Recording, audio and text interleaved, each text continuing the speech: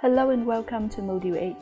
In this module, we will discuss how to teach Skills 2 lessons in your new English textbook. This is the model for the teaching of Skills 2 lessons. When listening and writing are integrated in one lesson, the listening section functions as the pre-writing, which provides language inputs such as vocabulary and grammar structures and/or ideas and organization to prepare students to write. Meanwhile, the writing section functions as the post-listening, a follow-up activity to the content of the listening. Watch the following video of an English classroom lesson. Discuss how many stages are presented in this listening lesson. Are there any particular activities that you would like to reproduce in your classroom? Are there any activities that you would suggest replacing or adapting? We're going to look at the different stages involved in an effective listening lesson. Notice how the lesson starts with a warmer, this time linked to the theme of the listening, which is international food. On the board, we have a list of countries and the typical food in that country, but they've all been mixed up, okay? So we're going to see who can join the correct food to the correct country, okay, the quickest. Okay, so we need this team out here, please. This team out here, please. So you know what you have to do? If you think that a hamburger is typical of India, then you join the two together, okay? We'll see who does it the fastest. When you're ready, steady, go.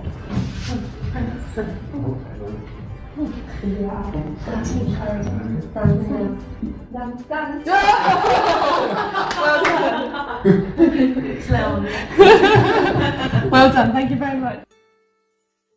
In a moment on the tape, we're going to hear two people talking about the typical food in their country, okay? We're going to hear from somebody in Spain and someone in Thailand, okay? And they'll each be talking about their typical dishes of their country and how they prepare it. Before we listen, I would like you to, in your groups, guess which food they might be describing, okay? And how you think you might prepare that dish, okay? So for Spain, can you think of what their national dish might be, a typical dish? Also how you might prepare it, okay? And also similarly for Thailand. Spain is quite popular. Huge pie. It's like a barbecue from Spain sort of thing. They do it outside with everything, whatever they want. Also, restaurants have got curry, spices. Okay, well done. Now when we listen to the tape, I just want you to see if you were right, okay, in your guessing. For the first listening, just see if you were right. If you guessed the national dish correctly and if you more or less guessed how to prepare it, okay? Before we listen, there's just some words you might not know. Okay. In England, we use a knife and a fork. In China, you use special sticks called chopsticks. Can you say it again? Chopsticks. Where's the strong syllable? Chopstick. Chopsticks. Well done, everyone. Chopsticks. Well done. If you're cooking something in oil, in a pan, it's called fry. Excellent. And if you have individual pieces of meat and you put them on a long stick, you know, to make a kebab, yeah? What's the stick called? Do you know? Skewer. Skewer, yeah? Where's the strong syllable? Skewer. Yeah, okay. That's for the individual pieces of meat to make a kebab, okay? Wonderful. Okay, so now we're going to listen. Just see if you were correct, that you guessed the typical dish and more or less how it was prepared, okay?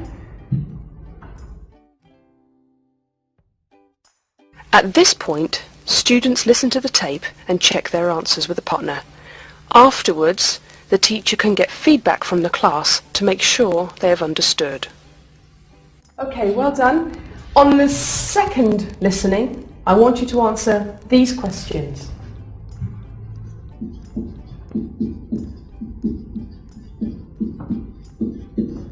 How they prepare the food, okay?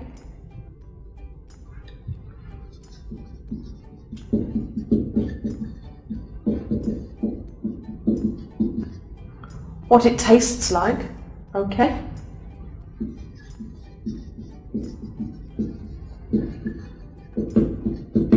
And when they eat it, okay? Is it a special occasion or a party, or is it just an everyday dish, okay?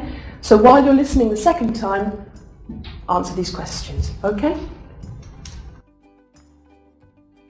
During the second listening, students are listening for more specific information. The teacher conducts feedback by listing the answers from the class.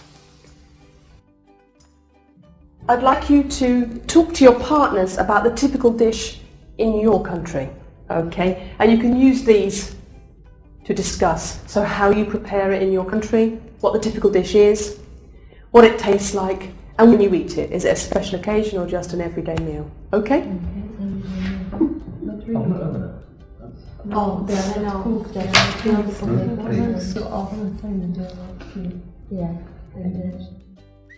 There's just a couple of things while you were talking. It was very, very good. What's it called when you have a knife and you cut something up very quickly, like an onion? Chopping. Chop, yeah, chopping or chop. You have some cheese, maybe you want to put it on a pizza, so you have to grate it. And what's the thing called that you grate it on? What's the object, the noun? Grater. Grater. Where's the strong syllable? Grater. Greater. Grater. Excellent. Well done. First, we will look at the three-stage model to teach listening. The pre-listening stage prepares students to win the listening task. It is used to set a purpose for the lesson, to motivate students and to activate their background knowledge by drawing students' attention to the topic of the listening. It is also used to provide and pre-teach necessary language. Some common activities are true-false statements, open prediction, pre-questions, ordering and matching, and so on. You may want to have a look at your textbook and see what kinds of activities there are in the pre-listening part of the units. This is a common procedure of the pre-listening stage. You may use the given pictures in the book to stimulate students' knowledge about the topic and introduce the context. Then, select important words, phrases, or sentence structures from the text script to teach students.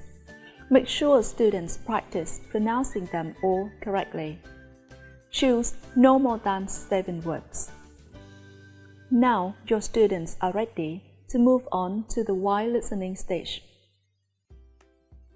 The while listening stage lets students practice with strategies for listening comprehension. In this stage, students listen to the recording at least once and no more than 3 times. As they listen, they have to complete the exercises given by the teacher.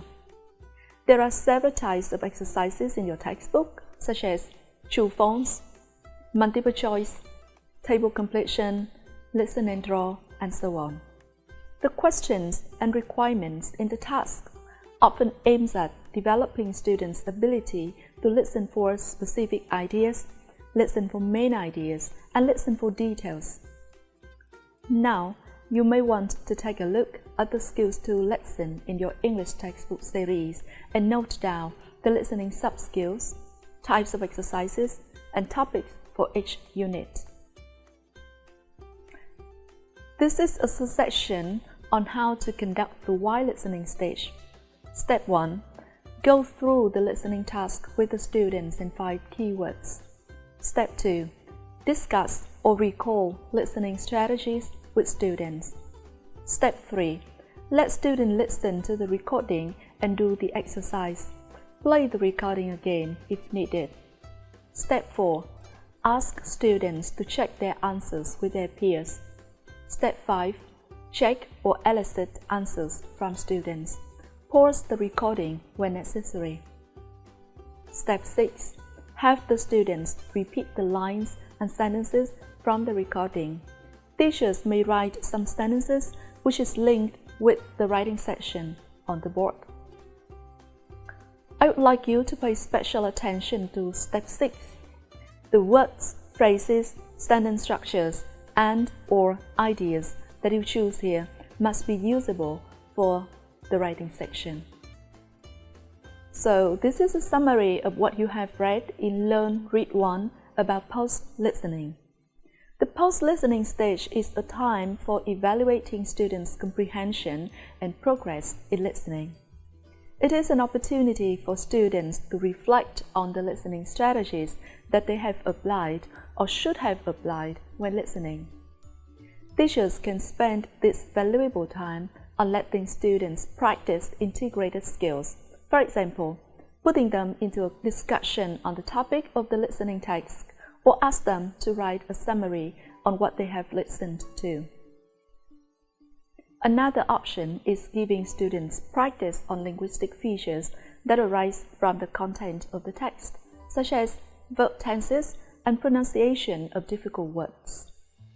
In a Skills 2 lesson, the post-listening activity is a reaction to both the content and linguistic features of the listening text.